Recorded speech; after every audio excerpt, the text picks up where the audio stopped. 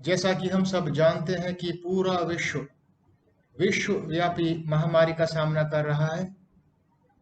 ऐसे समय में दूर दराज के विद्यार्थी, ग्रामीण क्षेत्रों के विद्यार्थी प्रतियोगिता की तैयारी नहीं कर पा रहे हैं।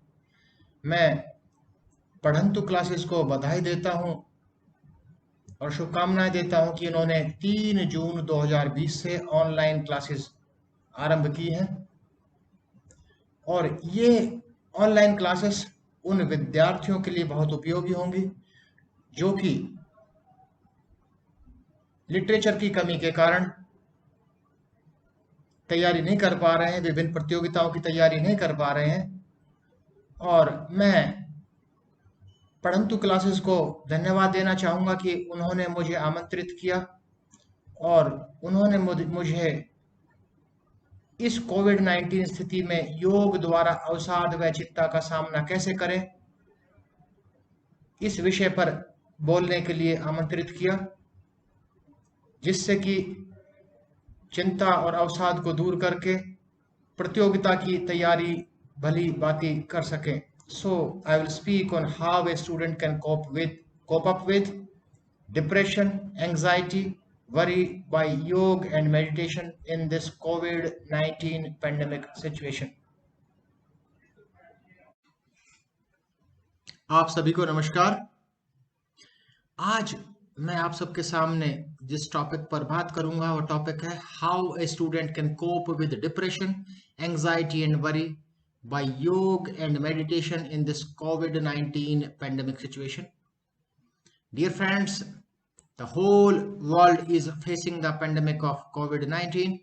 Before this pandemic, we were free to do any type of activities, but nowadays we are living in a bubble, we are living in a protective layer, and we have only two protective layers, that is precautions and to after improving immunity.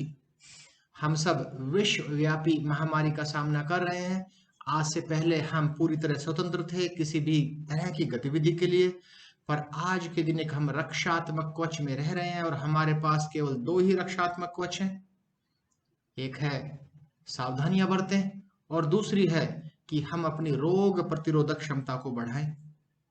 इस विश्वव्यापी महामारी में, in this pandemic, especially the students are facing depression, anxiety and worry, so we can cope up with ourselves by practicing yoga, especially by practicing meditation.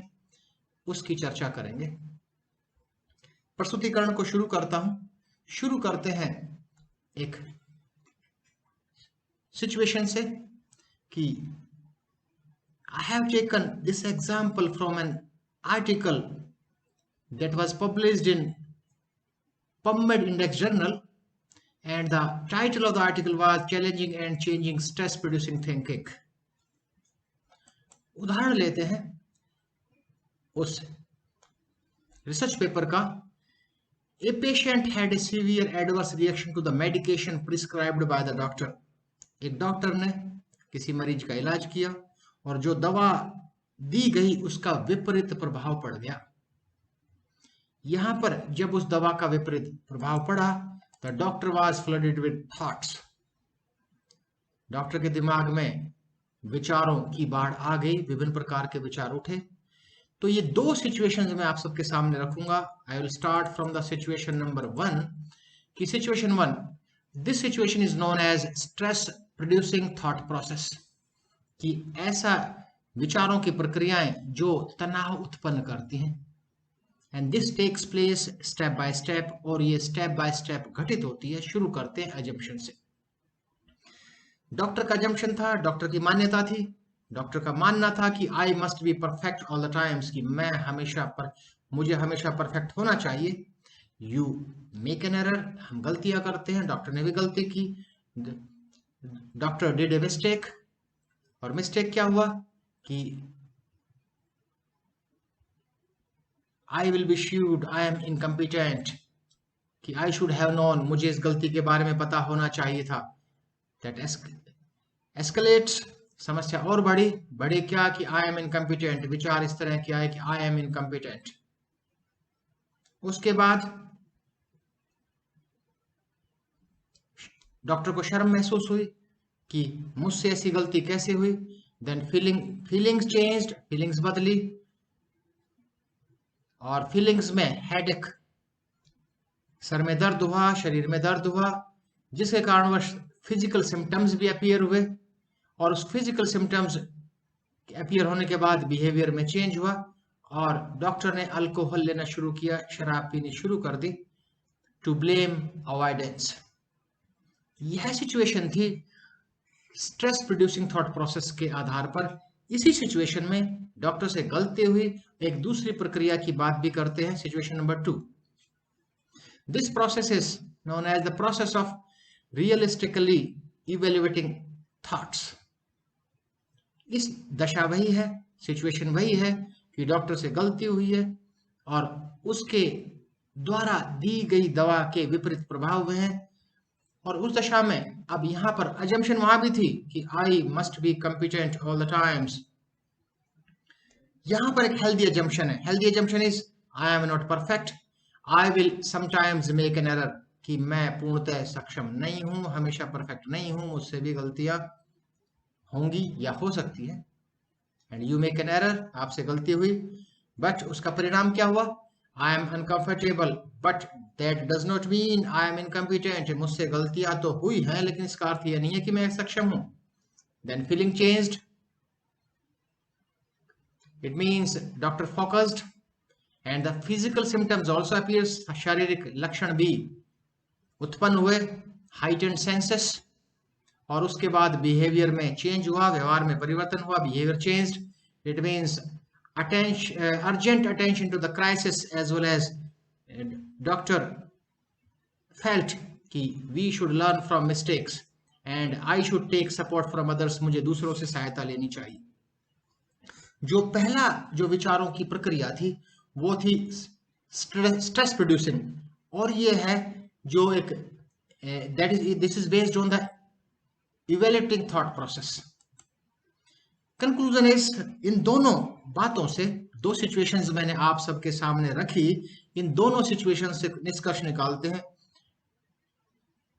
Conclusion क्या draw कर सकते हैं कि negative thoughts, जो पहला था नेगेटिव थॉट्स थे, दूसरे सकारात्मक थॉट्स थे। तो नेगेटिव थॉट्स कैन डिटोरेट, हमारे नकारात्मक विचार क्षीण करते हैं किसको? पर्सन्स मेंटल हेल्थ, व्यक्ति के मानसिक स्वास्थ्य को धराशायी करते हैं।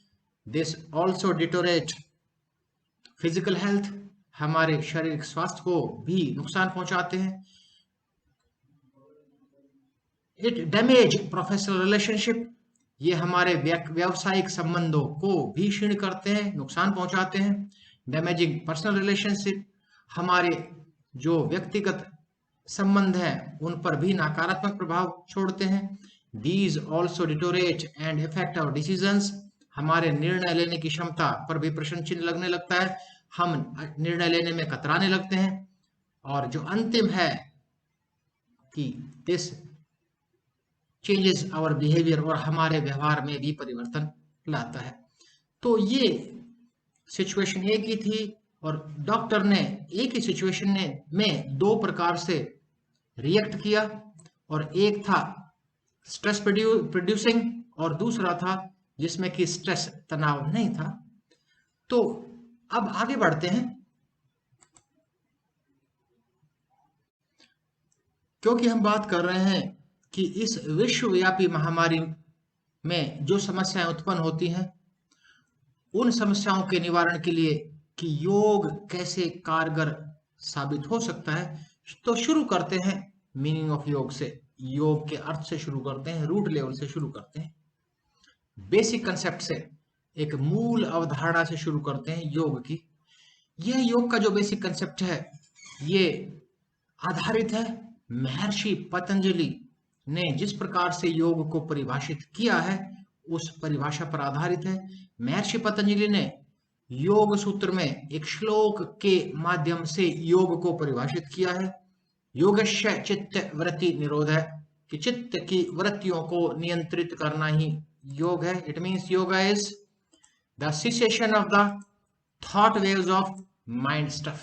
It means cessation means to stop, रोकना, thought waves means वृत्तिस, and mind stuff means chitta, mind stuff means the entirety of human mind, हमारे मन में, हमारे माइंड में जो भी कुछ स्टोर्ड है, that is known as our mind stuff, that is known as our chitta, that is a cosmic mind, all providing, that is noticeable everywhere. It means जो कि हमारे चित्त से विचारों की लहरें उठती हैं और उन विचारों की लहरों पर नियंत्रित करना ही योग है। पिछले उदाहरण में हमने दो प्रकार के विचारों की प्रक्रियाओं के बारे में बात किया था, एक से तनाव उत्पन्न होता था, एक से तनाव उत्पन्न नहीं होता था। तो कुल मिलाकर निष्कर्ष तो यही है कि तनाव, स्ट्रेस तो निर्भर करता है हमारी वृत्तियों पर, हमारे जो माइंड स्टफ से जो वृत्तियां उठती हैं, हमारे चित्त से जो वृत्तियां उठती हैं उन पर।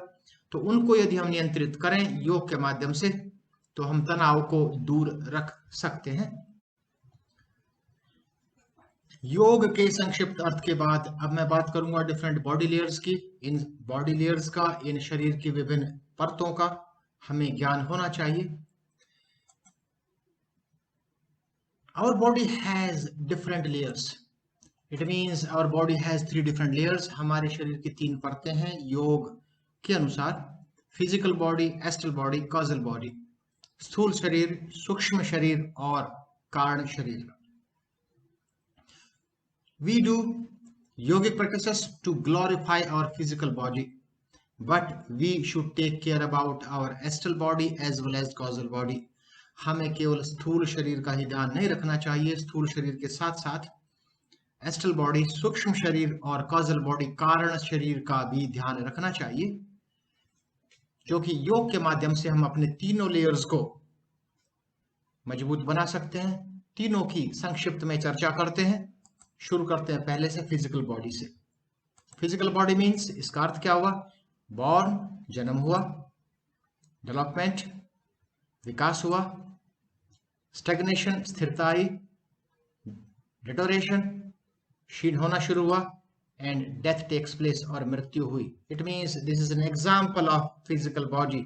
ये उदाहरण है फिजिकल बॉडी का, मीन्स स्थूल शरीर का, कि हमारा जन्म हुआ, हमारा विकास हुआ, हम स्थिरता आई, उसके बाद क्षीण होना शुरू हुआ और उसके बाद मृत्यु हो गई। तो we always do practices to glorify this body, that is physical body. हम अपने स्थूल शरीर को मजबूत बनाने के लिए योग अभ्यास करते हैं, आसन के रूप में, प्राणायाम के रूप में, सूर्य नमस्कार के रूप में आदि। दूसरे बॉडी की बात करते हैं, दूसरी लेयर की बात करते हैं। Second layer is astral body. This second layer, that is astral body, is subdivided into 3 different layers. This is pranic kshetra, mental kshetra and intellectual kshetra. It means प्राणमय कोश, मनोमय कोश और विज्ञानमय कोश। शुरू करते हैं पहली सब लेयर से, दैट इज प्राणिक क्षेत्र। प्राणिक क्षेत्र means that is connected to our physical body with the subtle thread, जो कि हमारी फिजिकल बॉडी से, स्थूल शरीर से जुड़ी है। और जिस दिन when the thread is cut, जिस दिन वो थ्रेड अपना संबंध तोड़ता है, this astral body departs from the body. And the important part is by the help of our pranic क्षेत्र। प्राणिक क्षेत्र से, प्राणमय कोश से हम अनुभव करते हैं heat, cold, hunger, thirst, we feel, we experience. सर्दी, गर्मी, भूख, प्यास, इन सब की अनुभूति करते हैं हम प्राणिक क्षेत्र से। मेंटल क्षेत्र की बात करते हैं, by the help of mental kshetra we, it means this mental kshetra is responsible for day to day activities. हम जो दैनिक जीवन में जो भी क्रियाकलाप करते हैं वो मेंटल क्षेत्र के अनुसार करते हैं। It is very jump in nature, कभी यहाँ कभी वहां, बड़ी क्विकली चेंज होती है, परिवर्तनशील है। और we experience thought, doubt, acceleration, depression, delusion. हमारे चाहे विचार, हमारी शंकाएं, हमारा हर्षोल्लास, डिप्रेशन, डिल्यूजन, इन सब की अनुभूति हम करते हैं मेंटल क्षेत्र से।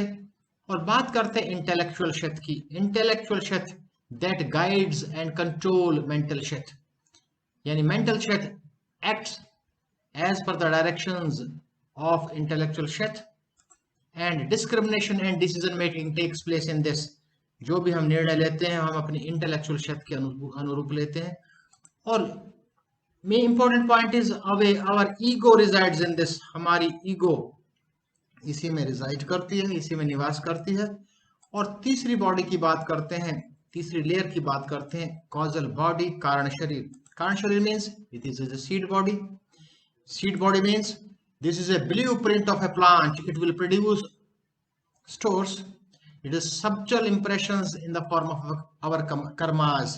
हमारे कर्म बीज के रूप में संग्रहित हो गए इस कॉजल बॉडी में, और जैसे बीज होगा, इट मीन जैसे कर्म किए वैसा बीज है, और जैसा बीज है वैसा ही प्लांट मीन्स पौधा निकलेगा.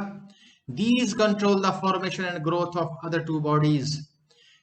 जो दोनों बॉडीज हैं, जो दोनों शरीर है जिनकी चर्चा हम पहले कर चुके हैं, physical body and astral body, उन दोनों की फॉर्मेशन और ग्रोथ, उन दोनों की वृद्धि निर्भर करती है हमारी कॉजल बॉडी पर. तो सब कुछ निर्भर हुआ कॉजल बॉडी का पर, मीन्स सब कुछ निर्भर हुआ कर्मों पर. अब बात करते हैं concept of activating kundalini by yoga, कि how the activation of kundalini takes place. As per yogic concepts, there are 72,000 nadis in our body. योगिक मान्यताओं के अनुसार हमारे शरीर में 72,000 नाड़ियां हैं. Out of these 72,000 nadis, 3 are main. इन 72,000 नाड़ियों में से 3 मुख्य हैं, ईडा, पिंगला, सुषमना. ईडा नाड़ी means in layman's language, ईडा नाड़ी means our left nostril, and this has cold effect. इसके शीत प्रभाव है. Due to its cold effect, this नाड़ी is known as चंद्र नाड़ी. इसके शीत प्रभाव के कारण इस नाड़ी को कहा जाता है चंद्र नाड़ी. This नाड़ी is responsible for the functioning of our excretory system. यह नाड़ी हमारे उत्सर्जन तंत्र को नियंत्रित करती है. On the other hand, our right nostril is known as our Pingala नाड़ी. This पिंगला नाड़ी has warm effect. इस पिंगला नाड़ी के वार्म इफेक्ट है, उष्ण प्रभाव है, और हम जानते हैं कि उष्णता को हम प्रदर्शित करते हैं हमेशा सूर्य से. Due to its warm effect, this nadi is known as Surya nadi. This nadi, that is Pingala nadi, is responsible for the functioning of 2 major systems. हमारे 2 तंत्रों को नियंत्रित करती है, respiratory system and circulatory system. For optimal functioning of all body systems, हमारे शरीर के सारे तंत्र ठीक से कार्य करें, सारे सिस्टम ठीक से कार्य करें, इस ईडा और पिंगला के बीच में संतुलन स्थापित किया जाना अति आवश्यक है. That takes place by the help of third main nadi, Sushumna नाड़ी, जो घटित होता है सुषमना नाड़ी के माध्यम से. That is a junction between these two. इन दोनों के बीच में जंक्शन है, situated on our spinal cord and crosses all chakras. And chakras are energy centres. चक्र हमारे शरीर में चक्र हैं ऊर्जा के स्रोत. We have 7 energy centres from bottom to top. Muladhara, Swadhisthana, Manipura, Anahata, Vishuddhi, Ajna and Sahasrara. Each chakra has a specific location. Muladhara chakra is situated at our opening of anus. मूलाधार चक्र हमारी opening of anus या supraanal gland पर स्थित है. स्वादिष्ठान चक्र is situated at our sexual organs, or we can say that is situated at our gonads, हमारे sexual organs पर स्थित है. मणिपुर चक्र हमारी नाभि पर स्थित है, situated at our stomach region, or we can say that this is situated near to pancreas and adrenal glands. अनाहत चक्र is situated at our chest region, or we can say that situated at our heart. विशुद्धि चक्र पाया जाता है हमारे neck region में, और हम कह सकते हैं कि हमारे थायराइड ग्लैंड पर.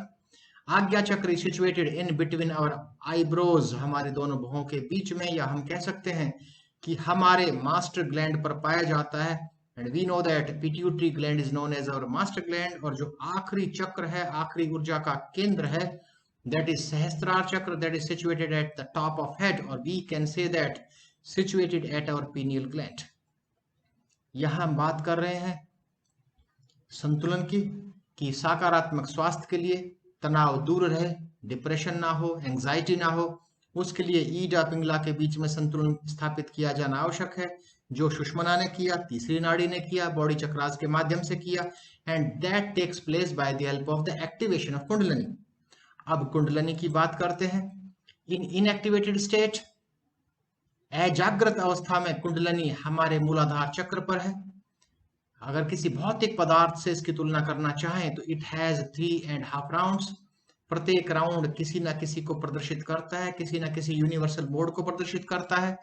पहला राउंड सत्व को प्रदर्शित करता है, दूसरा रजस को, तीसरा तमस को, और बचा हुआ आधा है वो that is responsible for lifting this kundalini. In inactivated state, this kundalini is situated at our Mooladhara chakra on sacrum bone or sacral bone. After activation, this kundalini reaches the Sahasrara chakra. Activation के बाद निरंतर ध्यान करने से, निरंतर योग के अभ्यास से इसका जागृत होना शुरू होता है. And after activating, after crossing all the chakras, Mooladhara, Swadhisthana, Manipura, Anahata, Vishuddhi, Agya and Sahasrara, that reaches Sahasrara chakra and the self-realization takes place, or we can say that the expansion of consciousness takes place. हमारी चेतना का विस्तार होता है. अब बात करते हैं इस कुंडलिनी की. तो कुंडलिनी, जैसा मैं पहले बता चुका हूं कि कुंडलिनी का स्थान है हमारे जो स्पाइनल कॉर्ड का लास्ट पार्ट है, that is triangular in shape, उस पर है, सैक्रल बोन पर. हमें आश्चर्यचकित नहीं होना चाहिए कुंडलिनी का नाम सुनकर. इसकी चर्चा भूतकाल से ही, एक भूतकाल की बात करें, ऐतिहासिक काल की बात करें, एक उदाहरण के साथ आप सबके सामने मैं प्रस्तुत करूंगा. This bone is known as holy bone. इसको पवित्र अस्थि माना गया है. यह मान्यता हिप्पोक्रेट्स के समय में भी थी, 400 BC में थी. इसको माना जाता था हिरनोस्टाउन के नाम से. यह रोमन पीपल में भी, रोमन लोगों में भी ये मान्यता थी. उस समय कहा जाता था सेक्रेड बोन, होली बोन, पवित्र अस्थि. अब उस समय इस अस्थि को पवित्र अस्थि क्यों कहा जाता था? रहस्य बना रहा. कुछ ने कहा कि यह धर्म के कुछ रिलीजियस प्रैक्टिसेस में, धर्म कर्म कांडों में इसका उपयोग होता है, इसलिए हो सकता है कि इसको पवित्र अस्थि कहा जाता है. कुछ ने कहा कि this protect our genital organs, ये हमारे जननांगों को सुरक्षित रखती है, इसलिए इसको कहा जाता है होली बोन, पवित्र अस्थि. लेकिन last decision was taken by the yogis. अंतिम निर्णय में कहा गया कि since this bone is responsible for our rebirth, यह हमारे पुनर्जन्म में इस अस्थि का एक विशेष योगदान है, इसलिए इसको पवित्र अस्थि कहा जाता है.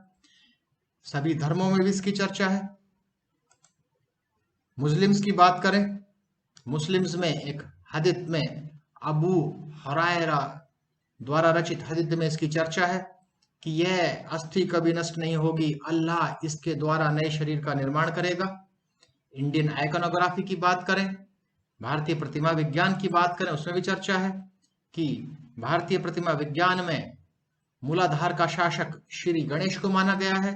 और शेप, इस अस्थि की शेप भी, जो इसकी इलियक बोन है, these are having the shape of ears, और जो ट्रंक को शो करते हैं, कॉक्सिक्स. और ये जो केवल विचारों पर आधारित बात नहीं है, I have mentioned in front of you, आपके सबके सामने मैं प्रस्तुत कर रहा हूं. ये एक आर्टिकल पब्लिश हुआ था. The article was written by Oscar Sugar in the year 1982, एक, और that was published in journal of American medical association. और हम जानते हैं कि journal of American medical association बिना साक्ष्य के किसी भी शोध पत्र को प्रकाशित नहीं करता है. और जो एग्जाम्पल लिए हैं इसमें वो है सहीह अल बुखारी द्वारा रचित हदीथ से, जो कि 1991 में प्रकाशित हुई. तो हमें आश्चर्यचकित नहीं होना चाहिए. So we can activate the kundalini by practicing yoga, especially by practicing meditative practices. There are various means and methods by using that we can activate our kundalini. जैसा कि मैं आप सबके सामने बता चुका हूं कि there are various means and methods by using that we can activate our kundalini. सहज योग meditation is the easiest method. By using that, by practicing that, we can activate our kundalini. We can avoid stress and we may rejuvenate ourselves.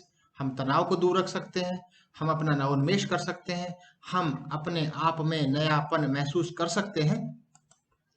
सहज योग के बारे में यदि बात करें तो सहज योग is a method of meditation. ये एक प्रकार का ध्यान है which brings a breakthrough in the evolution of human awareness. यदि इसकी शुरुआत की बात करें, it was created by Shri Mataji Nirmala Devi in the year 1970 and has seen spread all around the world. विश्व के लगभग हर देश में सहज योग प्रैक्टिस का चलन है. People practice Sahaj yoga meditation. लोग सहज योग ध्यान का अभ्यास करते हैं. They run centres free of cost, वो निशुल्क सहयोग ध्यान का ज्ञान भी प्रदान करते हैं। और मैं सहयोग की क्रिएटर श्री माता जी निर्मला देवी के एक कथन को आप सबके समक्ष प्रस्तुत करना चाहूंगा। It is important for everyone to have that knowledge of roots within ourselves. हमें जो रूट का, हमें अपनी जड़ का ज्ञान होना चाहिए। सहयोग allows the individual to become his or her own spiritual guide. सहयोग हमें स्वयं का आध्यात्मिक गुरु बनाता है। यदि हम अपने स्वयं के आध्यात्मिक गुरु बन जाते हैं तो फिर बचाई क्या, नथिंग एल्स। और एक और कथन मैं आप सबके सामने शेयर करना चाहूंगा, श्री माता जी निर्मला देवी जी द्वारा कही गई बात। At the very outset we have to understand we cannot create truth, we cannot organize truth, truth is, was and will be। हम ना तो सत्य को परिवर्तित कर सकते हैं, सत्य था, है और रहेगा। It's not a mental imagination, it is not a concept. We can not change truth, परिवर्तित कर ही नहीं सकते। Where the seekers of truth are misled the results might have been disasters. जहां सत्य के जिज्ञासु अपने मार्ग से भटकते हैं तो उसके परिणाम खतरनाक हो सकते हैं।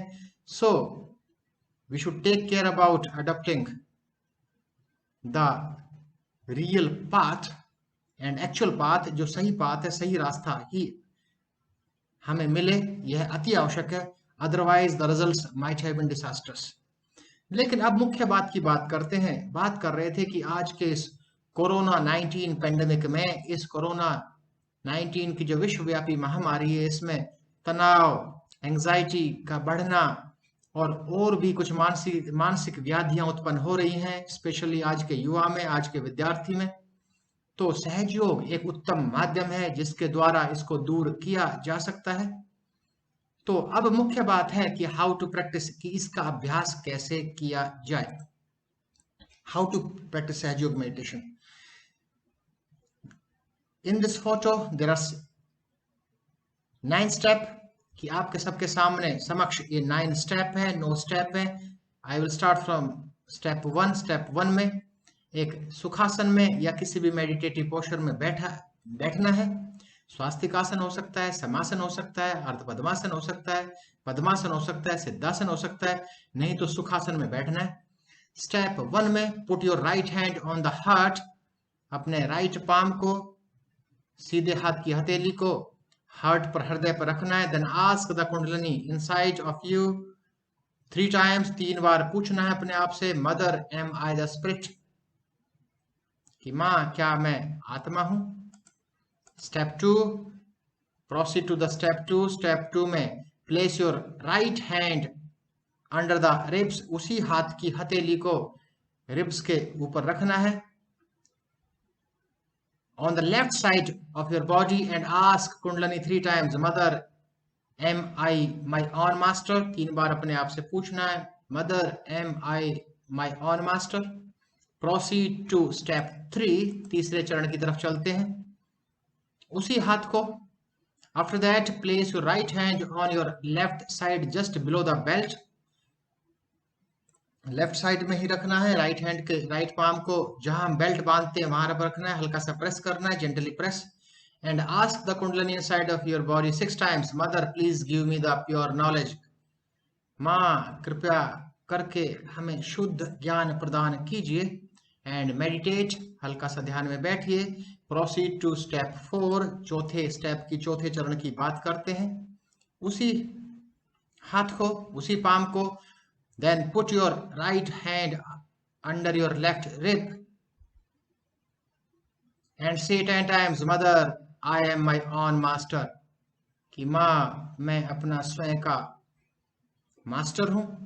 Proceed to the next step 5, 5वें चरण में place your right hand over your heart, फिर हृदय पर रखना है। And repeat to the Kundalini 12 times, Mother, I am the pure spirit।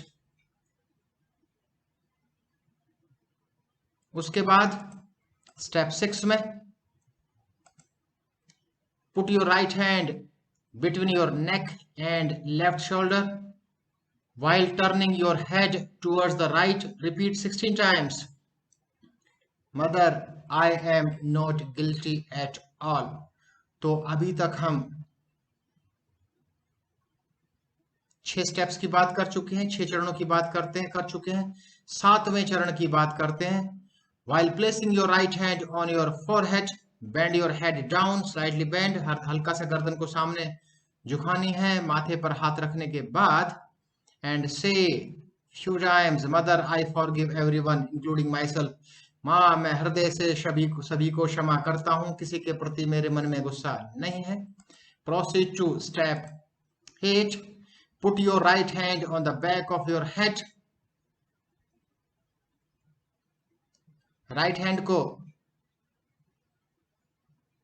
गर्दन के पीछे रखना है, सर के पीछे रखना है। पुश योर हेड बैक, हल्का सा गर्दन को पीछे की तरफ पुश करना है। एंड से, और प्रार्थना करनी है, divine power, if I have committed any mistake please forgive me, यदि मुझसे कोई गलती हुई है तो मुझे क्षमा करें। Then the last step of this meditative practice, last step is finally open your hand fully and press on the frontal bone area on the top of your head. जो वर्टेक्स पर सिर के ऊपरी तालू पर रखना है, और move it slowly clockwise 7 times, और क्लॉकवाइज डायरेक्शन में घड़ी की सुई की दिशा में 7 बार हल्का सा प्रेस करके घुमाना है। Move your scalp in unison with your hand, each time repeat, mother please give me self realisation, माँ आपकी कृपा से मुझे आत्म साक्षात्कार की अनुभूति कराइए। In the same way we have to practice this, तो we have to practice Sahaj yoga meditation by adopting 9 different steps.